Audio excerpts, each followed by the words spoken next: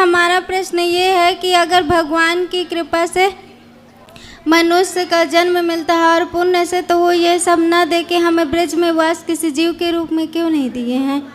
अब आपका मन हुआ है ब्रजवास करने का, अब ये जन्म मिल गया है, अब जब अगला जन्म होगा तो बिहारी जी आपको ब्रजवास दे देंगे। ठीक है। हाँ, अभी ना इच्छा आई है ब्रजवास की? जी। इसके पहले नहीं आई थी? नहीं। तो फिर नहीं आई थी तो कैसे मिल जाए? अब आई है तो अब आगे मिलेगा। ठीक है।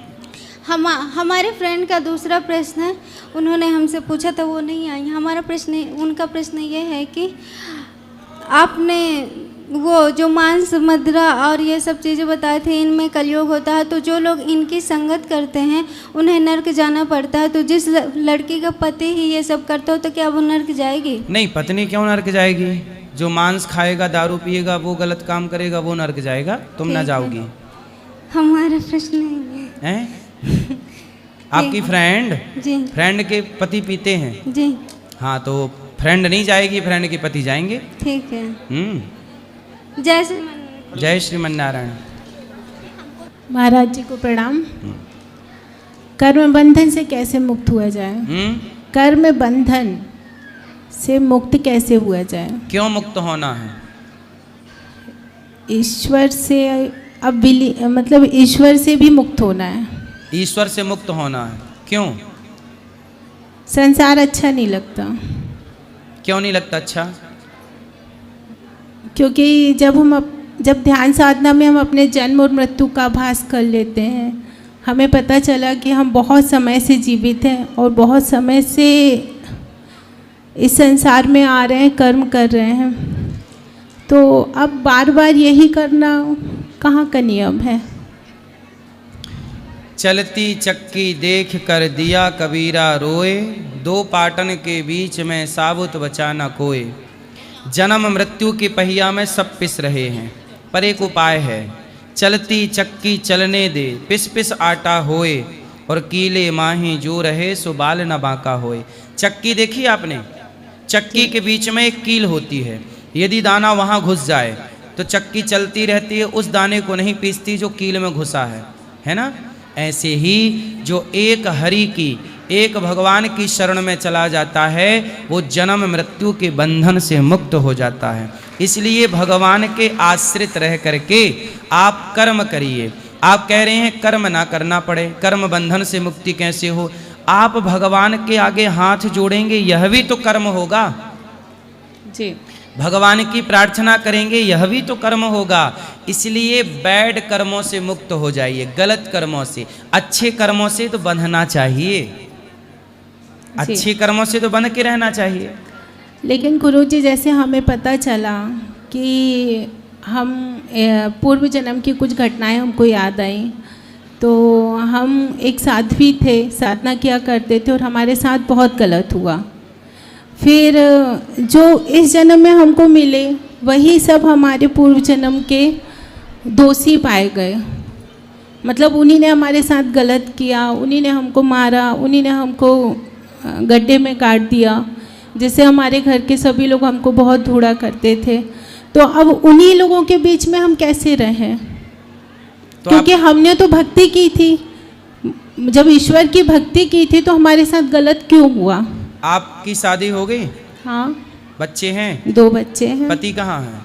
पति भी है जबलपुर में। तो पति अच्छे हैं? पति तो अच्छे हैं, लेकिन वो अपने परिवार वालों की बात मानते हैं, आपकी बात नहीं मानते? नहीं। कितने बच्चे हैं आपके? 2 हैं, बेटे हैं। तो बेटे आपकी बात नहीं मानते? बच्चे तो छोटे हैं। तो आप बच्चों की सेवा करिए, उनको पढ़ा लिखा के संस्कार बनाइए, संस्कारी। ये तो मैं कर ही रही थी। तो पति क्या करते हैं आपके? पर जब उनके परिवार के लोग मुझे दिखते हैं तो अंदर से एक ठेस पहुंचती है, और वो भी मतलब पूरे समय मुझे मारने के लिए षड्यंत्र रचते रहते हैं। कौन? जो उनके परिवार के लोग हैं। पति के परिवार के? हाँ। कौन, सास ससुर? नहीं, सासू माँ तो नहीं है, पर और भी है, उनका नाम नहीं लेना चाहती क्योंकि ये वायरल होता है। तो वो आपको मारना चाहते हैं? हाँ। अभी भी? क्यों? क्योंकि उनको डर रहता है कि कहीं कोई बात ऐसी ना आ जाए। डर की वजह से वो किसी भी मतलब कुछ अलग तरीके से, जो पीछे का वार कहते हैं, तंत्र विद्या या फिर उस तरीके से वार करते हैं। आपने उनका क्या बिगाड़ा है कि वो आपको मारना चाहते हैं?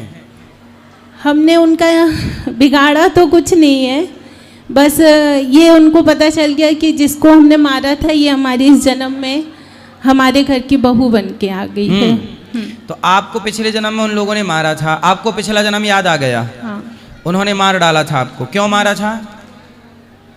अब एक सुंदर स्त्री को देख के सब तो आपको मारा था, गलत करके मार दिया था कि किसी को पता ना लगे। रेप करके मारा था। कितने लोग थे? कम से कम जैसे अभी राजस्थान में घटना घटी एक बच्ची के साथ, ऐसे 25 लोग करीब थे। आपके साथ 25 लोग थे पिछले जन्म में जिन्होंने। और मैं मरी भी नहीं थी, मेरे पीछे सिर पे वार किया गया, मैं मरी भी नहीं और मुझे जिंदा ही दफना दिया गया था।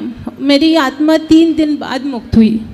तो फिर आपको पता है आप पिछले जन्म में किसकी बेटी थी? हाँ। तो आप कभी गई वहां पे? हाँ। बताया उन लोगों को? मिले, जो पुराना घर था वो तो टूट गया। तो आपकी पुरानी माँ है पिछले जन्म की? वो कौन है पिछले जन्म का? माँ बाप भाई? आशा मैया थी। आशा प्यारी तो बुद्धिया। आपका क्या नाम था पिछले जन्म में? राधा। राधा। तो फिर आपने जब आपको जहाँ दफनाया गया, आप वहाँ जाके वो डेड बॉडी मिली आपकी पुराने जन्म की? उन लोगों को वो भी मिल गई, उनको निकलवा के उनने उसका दाह संस्कार करवा दिया। क्या था, मुझे सब जो भी याद आता था, मैं ध्यान साधना में जाती थी तो मुझे याद आने लगी हर चीज़। तो मैंने अपनी एक डायरी में सब मेंशन कर दिया, लिख डाला। उनको वो डायरी हाथ में आ गई, फिर उन लोगों ने सब पता किया।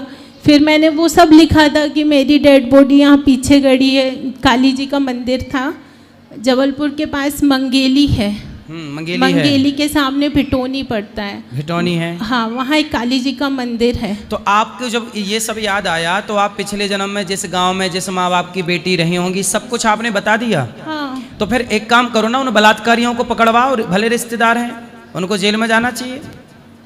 कैसे करूँ, कुछ समझ में नहीं आता। हस्बैंड साथ नहीं देते, घर वाले साथ नहीं देते।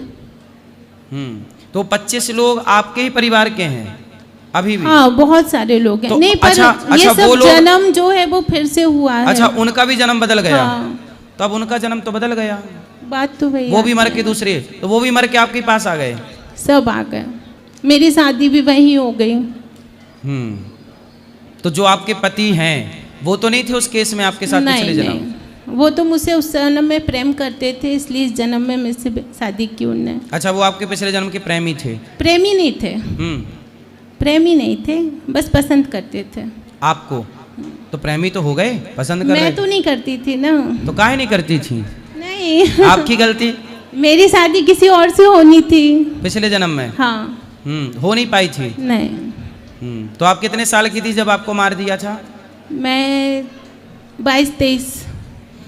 तो आपको कहाँ पकड़ के मार दिया? आप कैसे जा रही थी, किसके साथ जा रही थी? क्या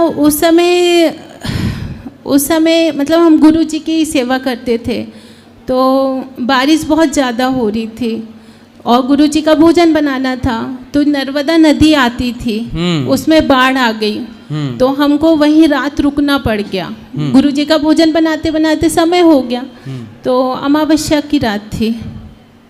तो हमने भोजन वगैरह बनाया, गुरुजी ने कहा आज यहीं रुक जाओ। सुबह सुबह हम जा रहे थे, रात का ही समय था, मतलब ज़्यादा समय ऐसे अंधेरा था। तो हमें लगा कि माँ चिंता कर रही होगी, और उस समय जंगल बहुत था वहाँ पे। तो हम जा रहे थे, पीछे से एक स्त्री आई, उसने हमसे लड़ाई की और हमें लगा कि वो डर के चली गई है, पर उसने हमारे पीछे से वार किया सिर पे, तो हम बेहोश होके गिर गए। वो स्त्री कौन थी? वही हमारी इस जन्म की है, कोई नाम नहीं ले सकते। अब वो इस जन्म में आ गई, इस जन्म में भी पीछा नहीं छोड़ रही है? नहीं। इस जन्म में भी वो हमारे कुछ शत्रु बन के बैठी है, अभी भी है। तो मेरा ये कहना है कि हम अगर कर्म बंधन काटना भी चाहे तो अवश्यमेव भोक्तव्यम कृतम कर्म शुभाशुभम। जब हम नहीं काट सकते, कुछ चीजें आपके हाथ में नहीं हैं। आप ये बताइए ना कि भगवान की भक्ति भी कितनी की जाए, जब हमने अपना संपूर्ण जीवन निछावर कर दिया तो भी हमारे साथ गलत हुआ।